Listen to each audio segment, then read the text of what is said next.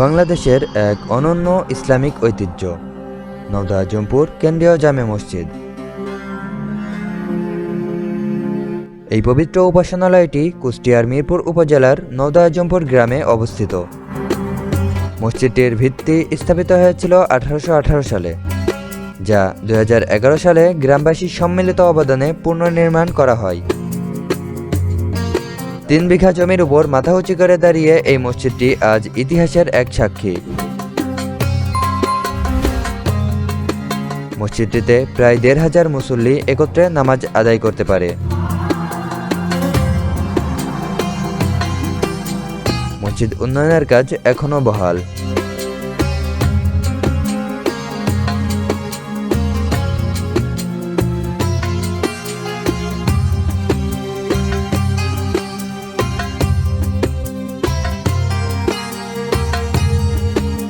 দুইতলা বিশিষ্ট এই মসজিদটির 4 কোণে 4টি মিনার ও মাঝখানে একটি সবুজ গম্বুজ, যা মসজিদের আকর্ষণীয় ও নান্দনিক স্থাপত্য শিল্পের প্রতীক।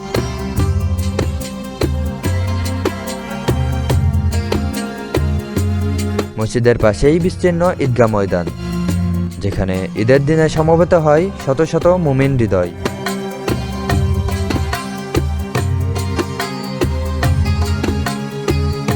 ঈদ, মাহফিল কিংবা বিভিন্ন ইসলামিক অনুষ্ঠানের পূর্বে মসজিদ পরিষ্কারের কাজ চলে।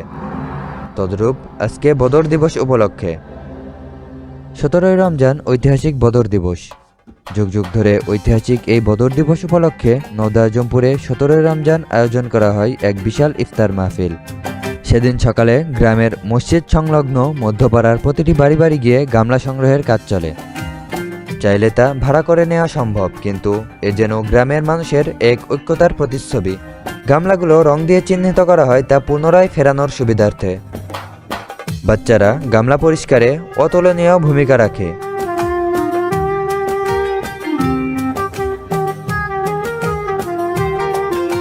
কাজ শেষে তাদের ফুর্তির যেন শেষ থাকে না।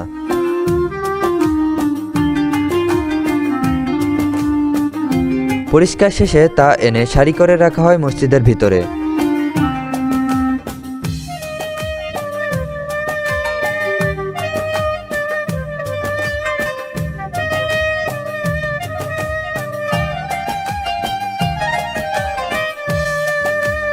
আনুমানিক সময় সকাল 11টা।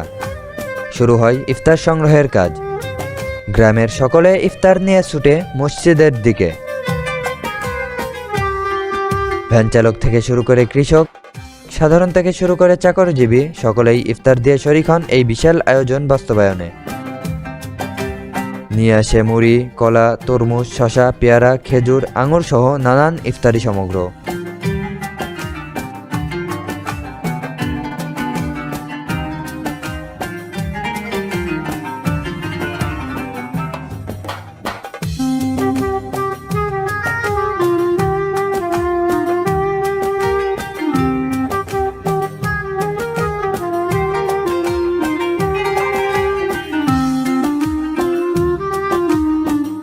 ইফতারি সংগ্রহের পর তা প্রস্তুতকরণে ব্যস্ত হয়ে পড়ে গ্রামের যুব সমাজ।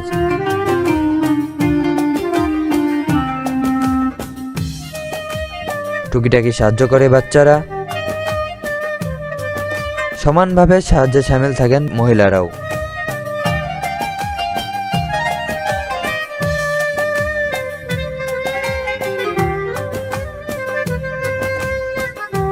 সারি সারি গামলাপূর্ণ ইফতার, সুঘ্রাণ, ফলমূলের বাহার।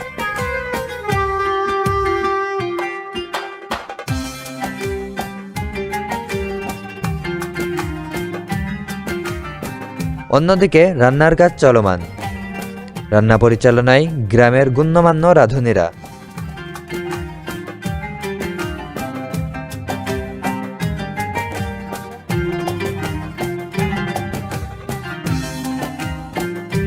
একত্রে রান্না হয় প্রায় 2500-এর অধিক মানুষের জন্য। রান্না হয় খিচুড়ি, ছোলা ও বুন্দিয়া। সুস্বাদু করতে দেওয়া হয় নানান মশলা।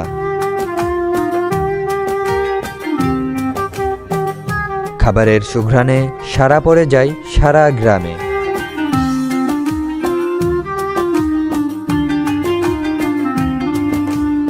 অক্লান্ত পরিশ্রমে রান্নার কাজ সম্পন্ন হয় আছরের আগেই।